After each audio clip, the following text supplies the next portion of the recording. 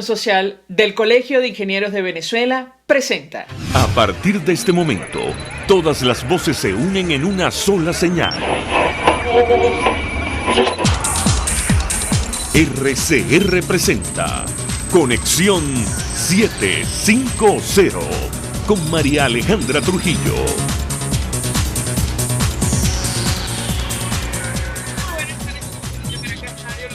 Miércoles 16 de septiembre del 2020.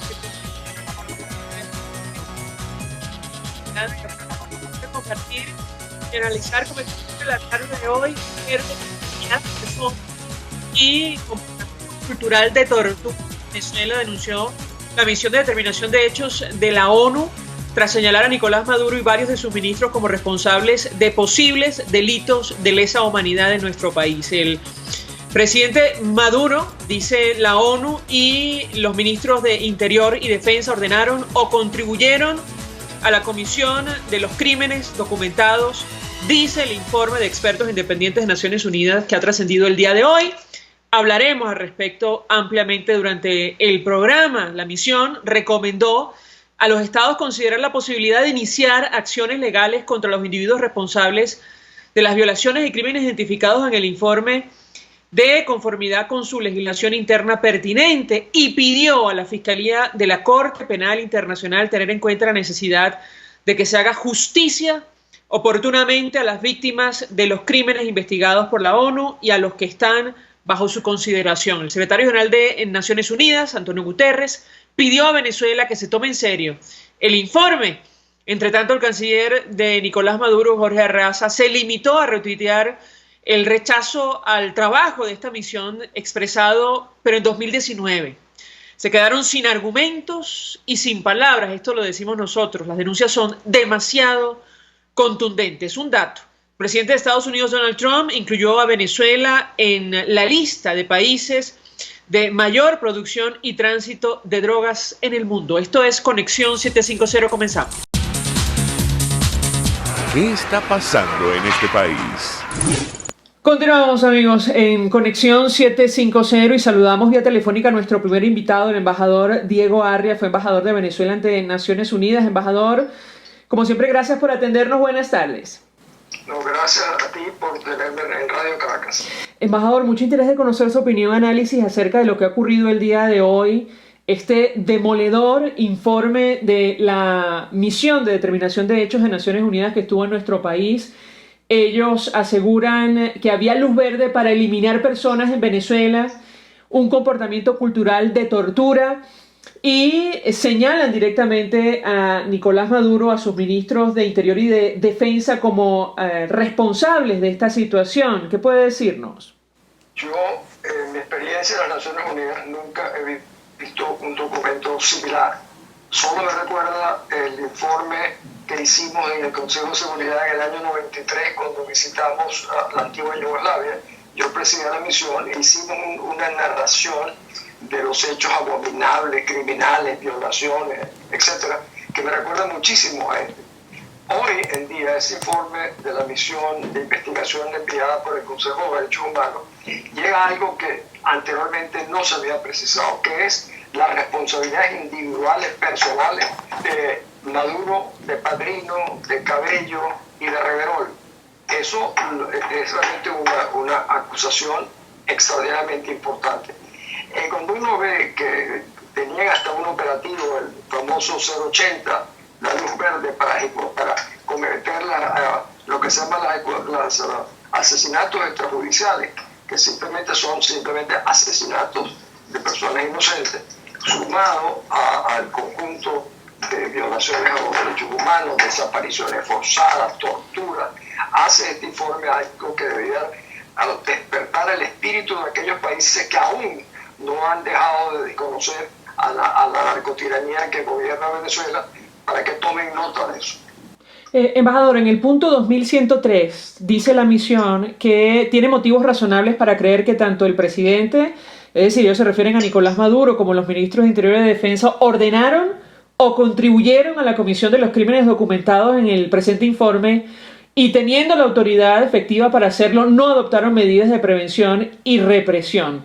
Yo le pediría un comentario porque la última recomendación es una exhortación a la Corte Penal Internacional para tomar algún tipo de medidas con relación a estos temas. ¿Qué puede decirnos? Lo primero, Mariale, que conociendo el lenguaje en que redactan los informes de las Naciones Unidas, aunque este es bastante descarnado, cuando dice que están en conocimiento de, esto te indica claramente que conocen perfectamente que estas decisiones eran tomadas por instrucciones o cometidas directamente por estos primeros funcionarios, Cabello, Maduro, Reverol y Padrino.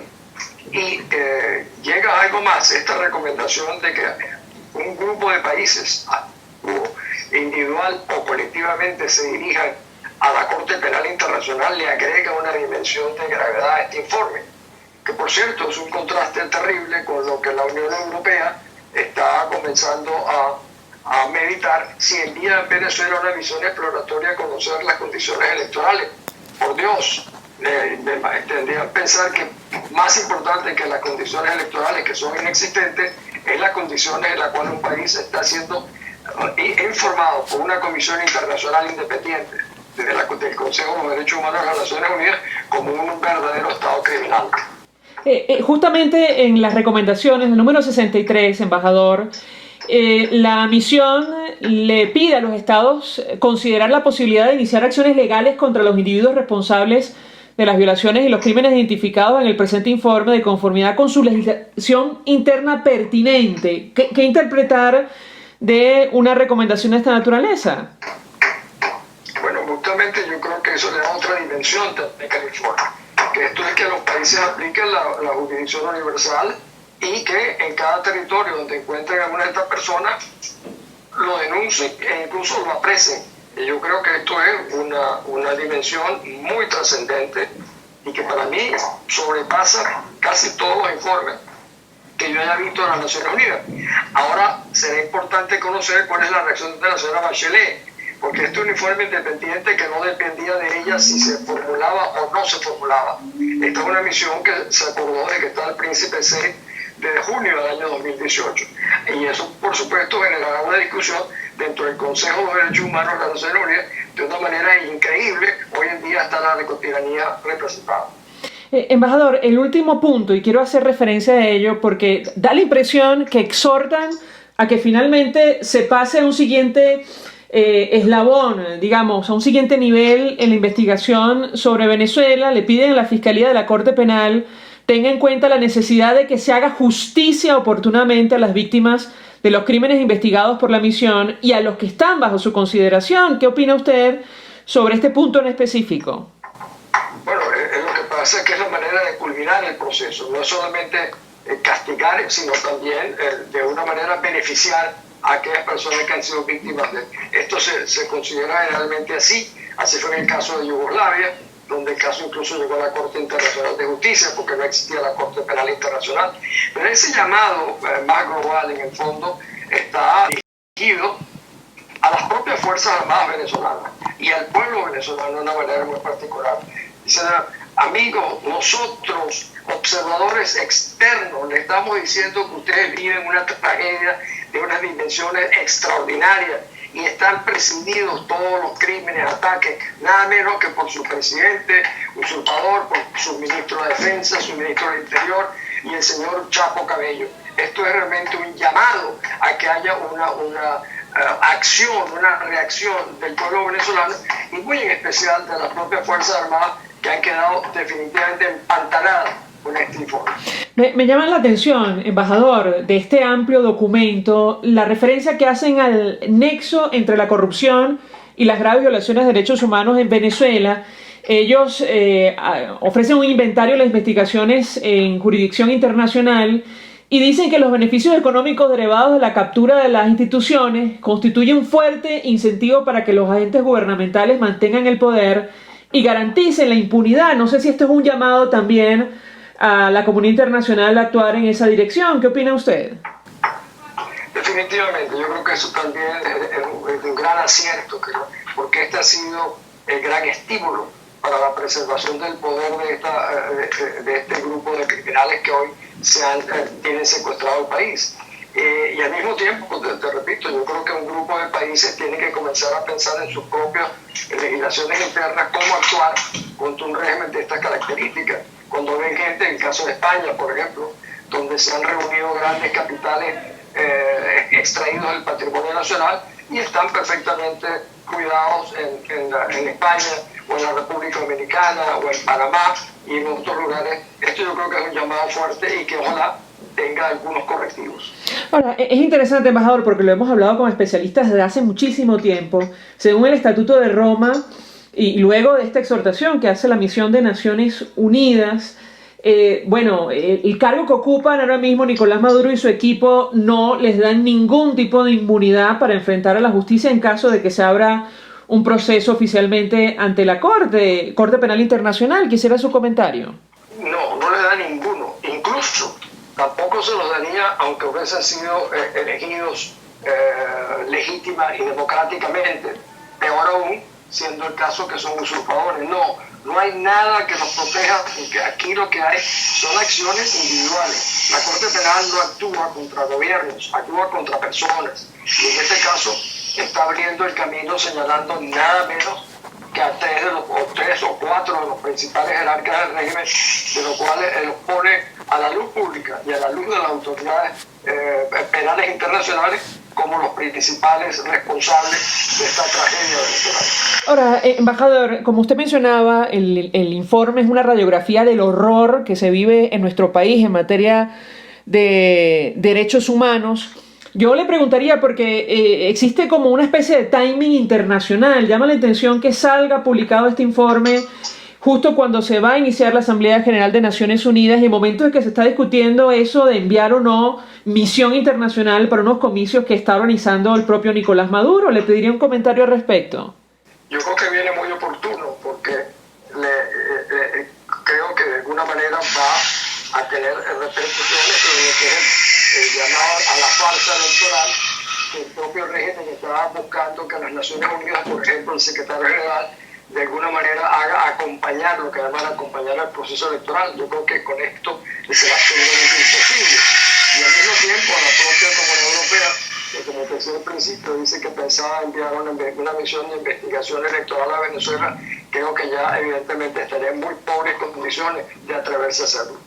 Ahora, embajador, ¿cree usted que este informe será motivo de discusión en la Asamblea General? Es decir, más allá del debate que puede haber en el Consejo de Derechos Humanos, ¿qué impacto puede tener, en su opinión? Desgraciadamente, Mariale, los países hoy en día cada uno tiene problemas tan serios, no simplemente la pandemia, sino otros, que hace muy difícil que un conjunto de países asuma una posición en la Asamblea General para hacerlo. Yo no soy tan optimista en eso, pero siempre habrán países que recogerán esto y harán una bandera de la causa venezolana. Y a eso es lo que debe dedicarse el gobierno interino, a mover todos los contactos que tengan que ver con las relaciones que tenemos con distintos países en el mundo, justamente para impulsarle que la Asamblea General, en todas las intervenciones de cada uno de ellos, en este caso de Venezuela, no pase desapercibido. Finalmente, embajador, en su momento, y lo conversamos con usted, un grupo de dirigentes, incluyéndolo a usted, denunció lo que finalmente ocurrió en nuestro país. Esta intención de, organizar una especie de operación para participar activamente en el proceso que organiza el chavismo para el mes de diciembre. Yo le pediría un comentario. Da la impresión que este informe puede echar por tierra la iniciativa. ¿Qué opina usted? Yo creo que no hay nada que eche por tierra la posición de una narcotiranía, de una corporación criminal que se ha apoderado del país. Pero lo que sí es evidente que no pueden lograr es que la opinión pública internacional comience a tomar nota de que en Venezuela no solamente se está fraguando una farsa electoral, sino que lo están haciendo en medio de tortura, vejaciones, crímenes, asesinatos, lo cual hace de los países que de una manera se asocien con Venezuela a una causa terrible. Yo me imagino el caso de China, de Cuba, de Rusia, de Irán, de Turquía y de países pequeños del Caribe como San Vincent de Grenadines, que vinculados a la narcotiranía creo que quedarán muy mal parados. Embajador Diego Arria, 1.000.000 de gracias por atendernos, acompañarnos como siempre. Fue embajador de Venezuela ante Naciones Unidas ofreciendo su opinión y análisis acerca de este demoledor informe, insistimos, que ha presentado hoy la misión de determinación de hechos de Naciones Unidas que estuvo en nuestro país. Habla de tortura, habla del asesinato, de hecho asegura, palabras más, palabras menos, que esta orden había luz verde para eliminar a personas en Venezuela y un comportamiento cultural de tortura. Embajador, gracias por atendernos. Mil gracias a ti. Un abrazo, hasta luego. Nosotros vamos a la pausa, a regreso venimos con más. Continuamos, amigos. Usted escucha Conexión 750 con María Alejandra Trujillo, solo por RCR 750 AM.